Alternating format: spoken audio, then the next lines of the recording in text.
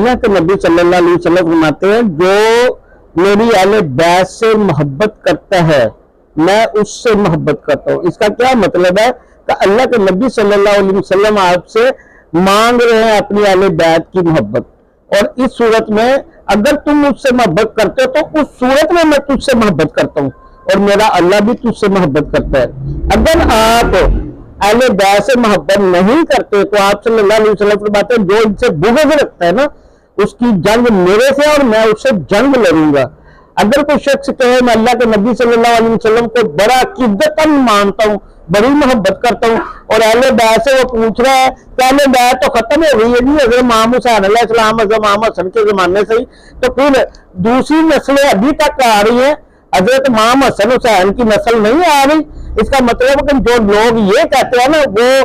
अहले बैत थी, ये अहले बैत नहीं है, तो वो बुग़्ज़ रखते हैं। नस्लें तो आगे से आगे चलती हैं। अब लोग कई ऐसे बकवास करते हैं, कुत्ते कहूंगा, जो मुझे पता चला कि वो कहते हैं हजरत मोहम्मद सल्लल्लाहु अलैहि वसल्लम के जो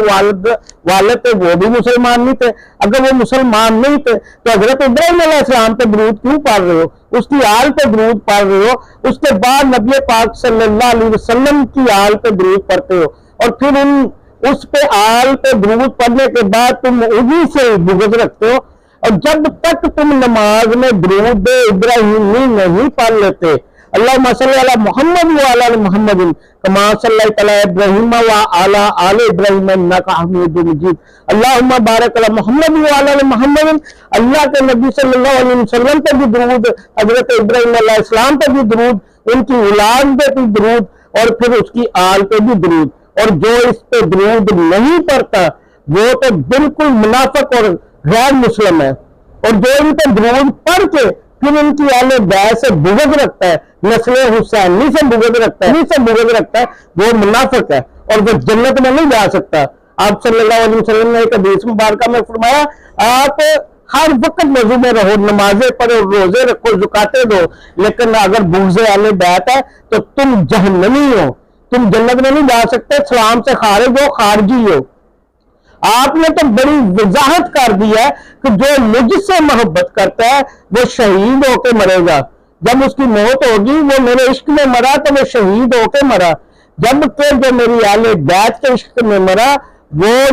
जन्नती होके मरा। शहीद को एक लक़ब दिया गया है, रुतबा दिया गया है, लेकिन जो